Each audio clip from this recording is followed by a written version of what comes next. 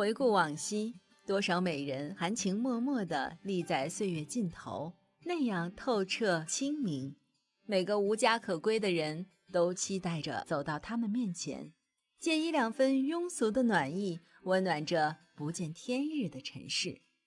风月已逝，12钗的人生却没有尽头。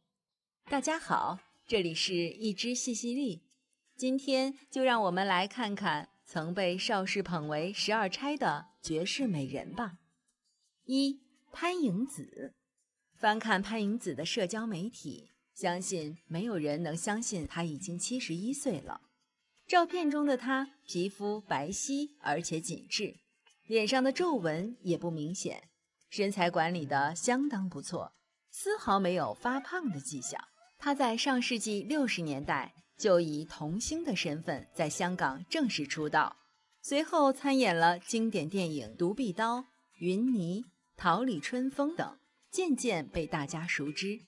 但是潘迎紫的感情生活却并不如意，她同香港著名演员陈鸿烈交往多年，两人在70年代初期登记结婚。为了这段爱情，潘迎紫选择淡出演艺圈。这段童话并没有维持多久，因为各种原因宣告结束。后来陈鸿烈多次提出复婚，都被潘迎紫拒绝了。令人遗憾的是，陈鸿烈在2009年突发心脏病离世，年仅66岁。多年来，他坚持不婚不孕，享受着自己的单身生活。2. 胡燕妮。胡燕妮1945年出生于广东广州，1岁半时随父母到台湾。她从小就喜欢看电影，梦想着有朝一日可以成为明星。父亲早逝的她不得不在1959年随母亲回德国居住。哥哥在杂志上看到香港的国际电贸公司招新人，主动帮妹妹投了封信。制片主任宋庆看到胡燕妮的照片之后，认为她是可塑之才，为她打开了一扇窗。邵氏当红的演员王羽为了追求何丽丽，拉上自己的好友康威，一起接近何丽丽与胡燕妮。谁曾想自己这边没有结果，花却开在了胡燕妮和康威那里。不久之后，胡燕妮与康威相恋，有了结婚的打算。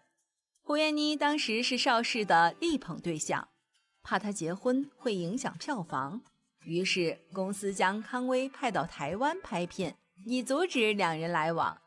康威与邵氏解约，在香港美国新闻处担任广播节目制作人。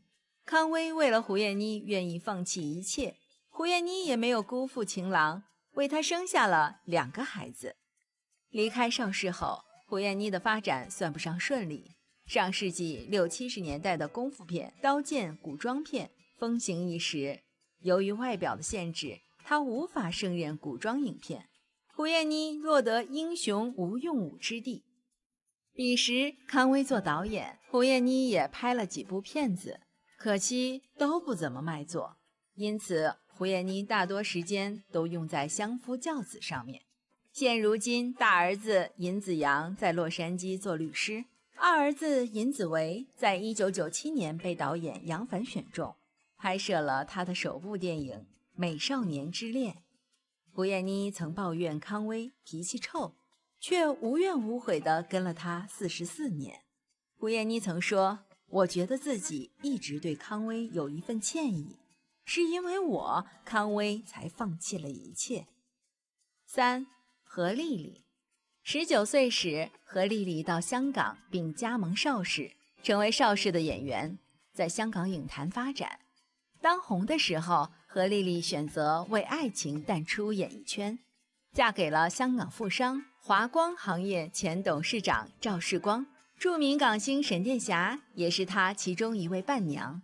但婚姻生活并不尽如人意，嫁给丈夫以后，何丽丽替赵家生了4个小孩。可赵世光不仅绯闻不断，还与黑龙江籍的落选亚洲小姐谭玉梅以及二奶陈秀丽等人都有私生子女。为了孩子们，何丽丽最后还是选择隐忍，死守住这一段婚姻。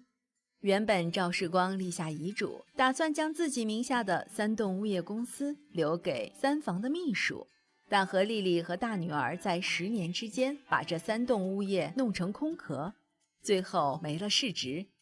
可能是因为愧疚，赵世光将100亿的遗产全部都留给了何丽丽。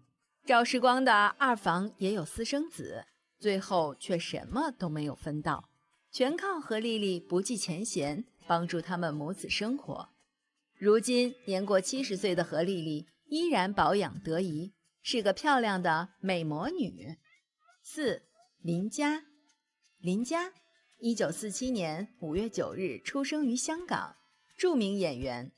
1964年加盟邵氏电影公司，1966年与潘迎紫、何丽丽、胡燕妮、金飞等被捧为新12金钗，在此期间颇受重视，参与多部影片并担任重要角色，广受好评。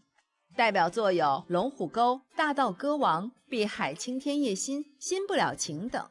武侠和时装电影都有参与，比如王羽主演的《独臂刀王》中的花娘子，还有玉面侠的邀月公主等。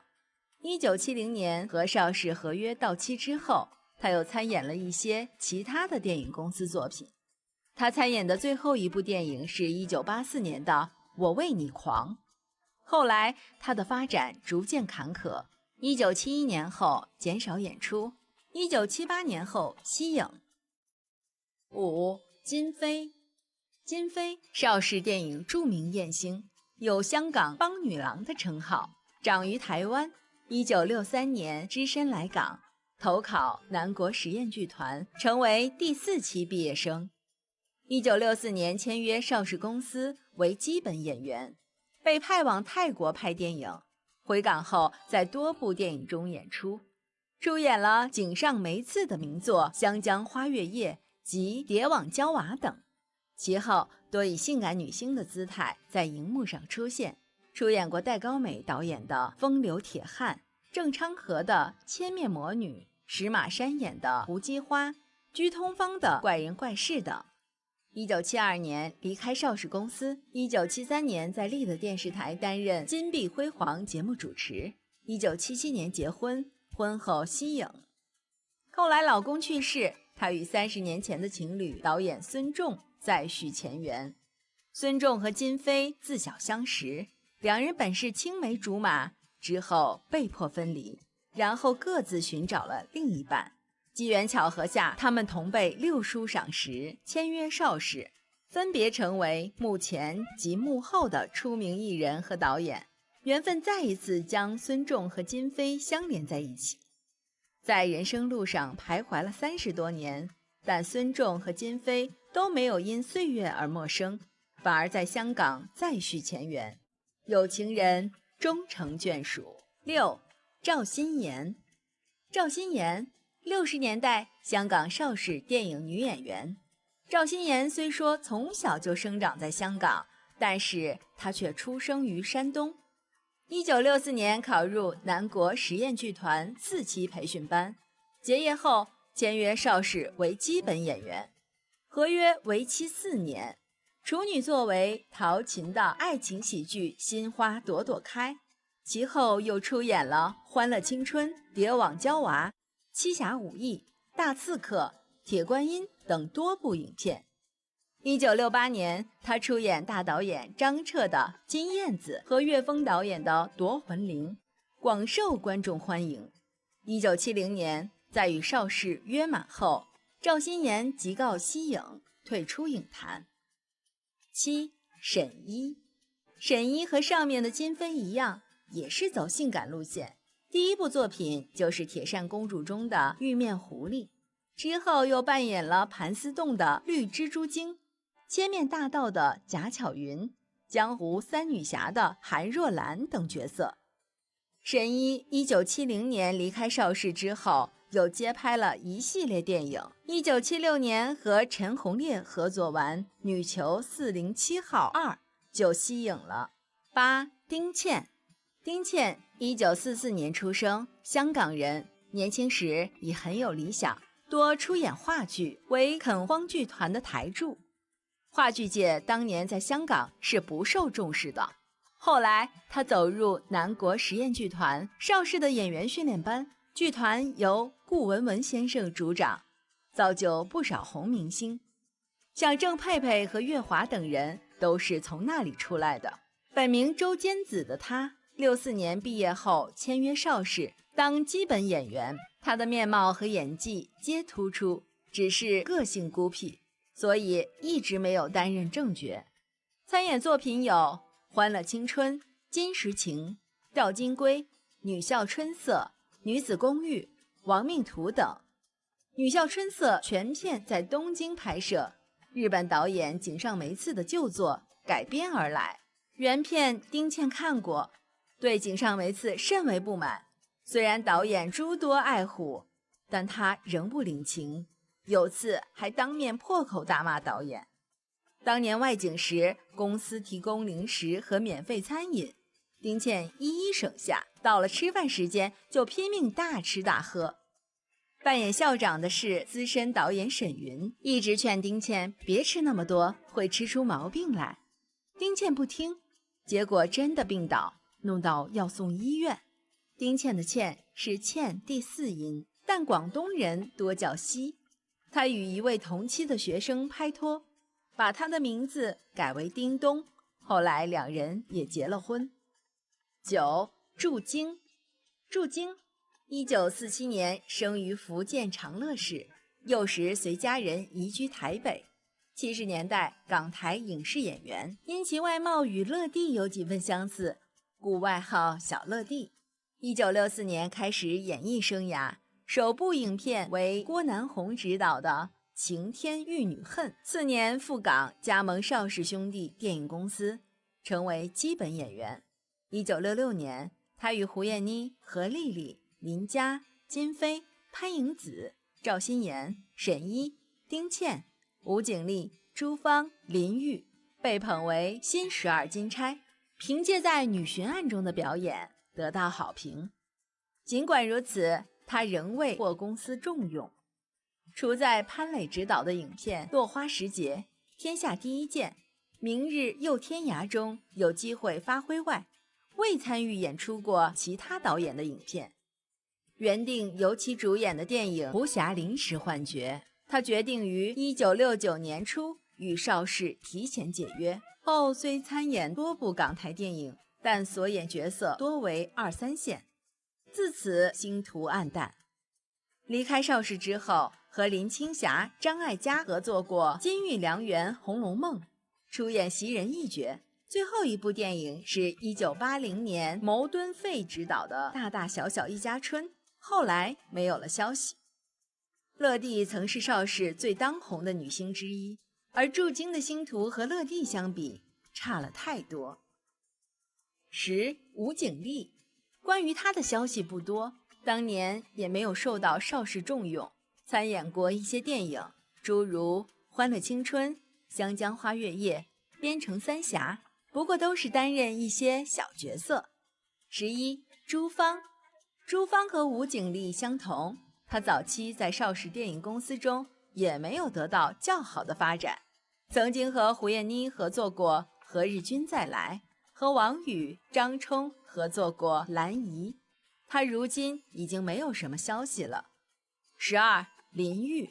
林玉参演过薛群执导的《小云雀》和《星月争辉》，之后还有罗维的《金石情》和井上梅次的《花月良宵》，给观众留下了非常深刻的印象。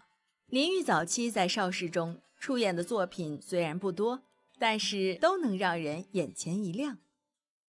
12钗中的许多人再也没有交集，曾经离得那样近，如今也会不相往来，勘叹世事无情，也同红楼一样问出他们的名字，那可真是资深的影迷无疑了。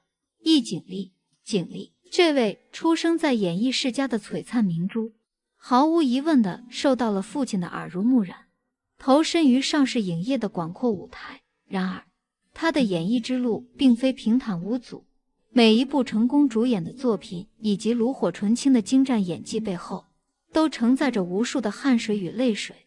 还记得那个时候，作为配角的她，竟然被琼瑶阿姨慧眼识珠，邀请出演了经典之作《船》。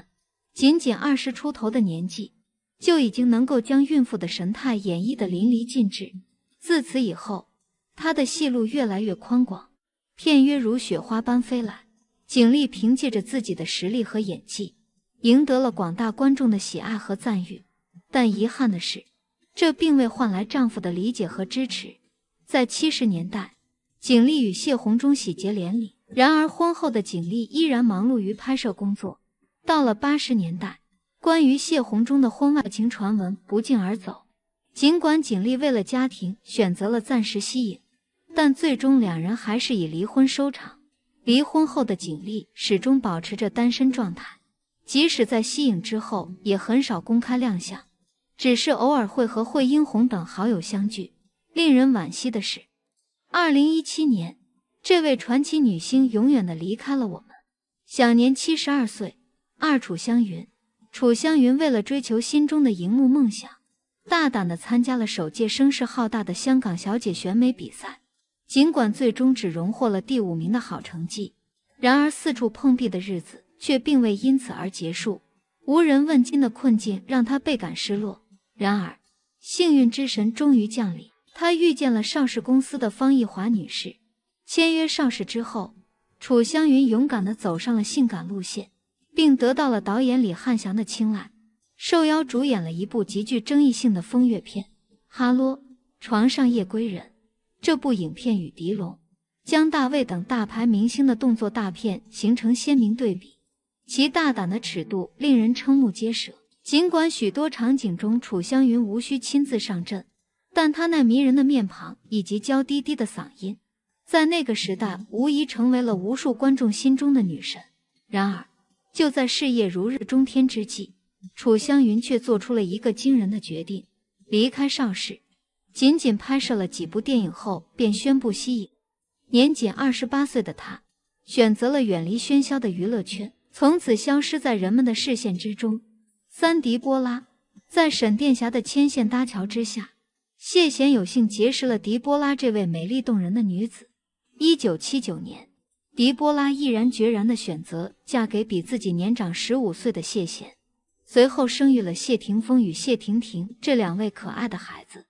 虽然这段婚姻最终以离婚告终，但无论是谢贤在外风流倜傥，还是狄波拉情系赌王何鸿燊，离婚后的他们依然保持着对爱情的追求与渴望，各自开始了新的恋情，继续享受恋爱带来的甜蜜与幸福。前段时间居然有媒体拍到谢贤与狄波拉以及她的男友3人行的画面，真是让人大跌眼镜蛙。这些前任们竟然能够如此和谐相处，甚至还能以亲吻脸颊的方式来打招呼，实在是太罕见了吧。邵茵茵。邵茵茵由于演绎了众多以裸露身材为主的角色，使得大众给她贴上了艳星的特殊标签。然而，在那之后，邵茵茵的演艺事业并未因此而红火起来，反而一度陷入低谷。为了摆脱这个令人尴尬的标签，邵茵茵毅然决定嫁给富商陈耀发，并且为他生育了2个可爱的孩子。然而，好景不长，婚后不久，陈耀发就原形毕露，竟然把第三者带回家中，当着邵茵茵的面公然羞辱她，甚至扬言要让她净身出户。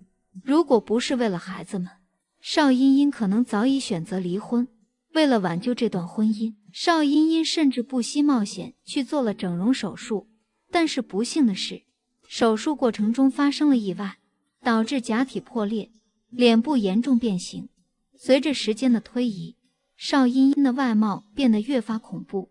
尽管如此，邵茵茵依然没有放弃自己热爱的演艺事业。这些年来，她始终坚持在荧幕前活跃。2011年，更是凭借出色的表演荣获了香港电影金像奖最佳女配角的殊荣。尽管有人嘲笑她是老妖婆，但她却毫不在意，依旧我行我素地追求自己的梦想。赵雅芝。赵雅芝凭借《新白娘子传奇》达到了职业生涯的巅峰。那时的她已经38岁了，但至今为止，人们心中最喜爱的那一版白娘子仍然非赵雅芝莫属。她陪伴着无数观众度过了美好的童年时光，在事业上一帆风顺的同时，赵雅芝的感情生活却并非如此顺利。她的第一任丈夫是在家人的撮合下相识相恋的，然而婚后由于对她与其他男性演员的关系产生怀疑，两人最终选择了分手。就在两人准备办理离婚手续时，赵雅芝邂逅了现在的丈夫，并带着2个儿子毅然决然地嫁给他。婚后又生下了1个孩子。如今赵雅芝已经年过古稀，但她依然保持着热爱运动的习惯，甚至还能玩转滑板。每次出镜总是满脸笑容，优雅自信，一家5口的生活也过得其乐融融，幸福美满。6乐蒂这位早在加入邵氏之前便凭主演影片《绝代佳人》坐稳长城影业3公主宝座的杰出女演员，竟然由于陈思思横刀夺爱，将其男友从手中夺走。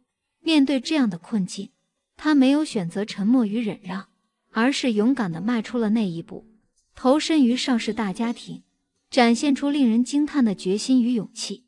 乐蒂具有鲜明而独特的东方女性气质，无论演绎什么样的角色，总能赋予她们生命力，使之栩栩如生。她塑造的聂小倩、祝英台、林黛玉等形象，堪称经典中的经典，使得她迅速崛起为邵氏的一姐，无人能及。然而，命运似乎总是喜欢捉弄人。乐蒂在事业上取得巨大成功的同时，婚姻生活却充满了波折。她与邵氏的一位影星陈后喜结连理，两人郎才女貌，堪称天作之合。然而，陈后却无法抵挡外界的诱惑，多次背叛乐蒂，在外偷腥。尽管乐蒂多次察觉到丈夫的不忠行为，但她并未选择妥协或容忍，而是坚决地提出离婚，独自承担起抚养女儿的重任。然而，正如她在电影中所扮演的林黛玉一样，乐蒂也未能逃脱命运的安排，早早地离我们而去，令人扼腕叹息。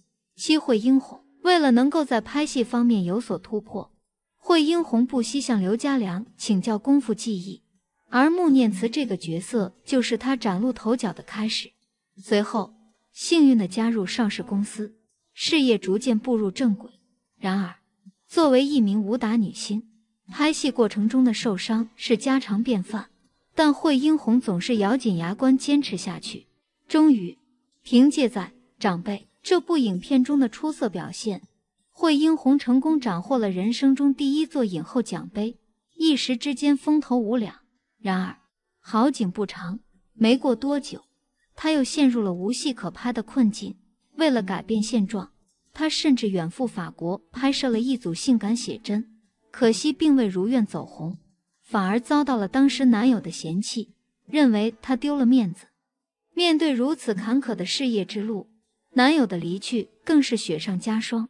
一次次残酷的现实打击让惠英红几乎无法呼吸，绝望之下竟然吞下了整整40颗安眠药。所幸的是，她最终被及时救回，重新获得了生命的机会。经历了生死考验的惠英红已经不再对拍戏抱有任何期望，只要有角色出演，她都会欣然接受。然而，命运似乎并不想轻易放弃这位坚强的女性。2010年和2016年，惠英红连续2次荣获影后桂冠，这一次次的荣誉让她重新燃起了对未来电影事业的信心。如今，尽管已经年过40，但她依然全力以赴地投入到每一部作品的拍摄之中，为观众带来一次又一次的惊喜与感动。黄杏秀年轻时候的甜美形象真是令人惊艳不已啊！更令人惊讶的是，她竟然选择了成为一位身为打星。当她刚开始涉足演艺圈时，黄杏秀只是众多龙套演员中的普通一员。为了能够全身心投入到拍摄中去，她甚至放弃了进入大学深造的宝贵机会。然而，尽管她连续出演了多部言情剧集，却始终未能大红大紫，这让她感到十分焦虑和困扰。幸运的是，刘家良导演发现了她那独特的古装扮相非常美丽动人，于是决定让黄杏秀开始学习武术。从此，这位原本柔弱的女子就此转型为一名武打明星。后来，黄杏秀主演的电视剧《天龙八部》以及电影《阮玲玉》都给观众们带来了极大的惊喜，她因此被誉为小阮玲玉。在事业取得巨大成功之后，黄杏秀与陈百祥喜结连理，过上了甜蜜幸福的二人生活。九李金，这位年轻的演员李菁在14岁的时候就已经加盟邵氏电影公司，他的身影很快就活跃在各种古装大片之中，一步一脚印地从电视剧《宝莲灯》的小角色开始，历经磨练，终于在电视剧《虞美人》中崭露头角，首次担当女主角。就在那一刻，年仅17岁的李菁荣获了人生中的第一座最佳女主角奖杯，被人们亲切地誉为娃娃影后。然而，命运却给李菁开了一个残酷的玩笑。正当他与心爱之人雷觉华共同创办公司，拍摄电影之际，雷觉华却因突发心脏病离开了这个世界，留下李菁独自面对生活的挑战。痛失挚爱的李菁选择了退出娱乐圈，过上了平凡的生活。然而，在他35岁的那一年，母亲也离他而去，只留下他孤身一人。或许是生活给予他的打击过于沉重，他开始挥霍金钱，最终导致连房租也无法支付。在他离世后，竟然没有任何人发现，实在令人感叹不已。郑佩佩，年轻时凭舞蹈进入娱乐圈的郑佩佩，18岁出演首部作品《情人时》，彼时香港武打片发展如日中天，郑佩佩凭借深厚舞蹈功底和学习武术的天赋，于20岁之际参演著名武打片《大醉侠》，一举成名。这部影片不仅使郑佩佩崭露头角，还让她结识了男友岳华，却不料被一书横刀夺爱。此后，郑佩佩全身心投入演艺事业，短短数年间便跻身武打女星之列。正当事业巅峰之时，她邂逅袁文通并迅速结婚，随后赴美定居，离开影坛长达20年，直至20年后重返故土，人们方知其经历。幸运的是，周星驰筹拍《唐伯虎点秋香》，邀请郑佩佩出演华夫人一角，使她得以再度回归银幕。此后，尽管多数角色为配角，但郑佩佩始终全力以赴，展现精湛演技。如今已过古稀之年的她，逐渐淡出公众视野，安享晚年。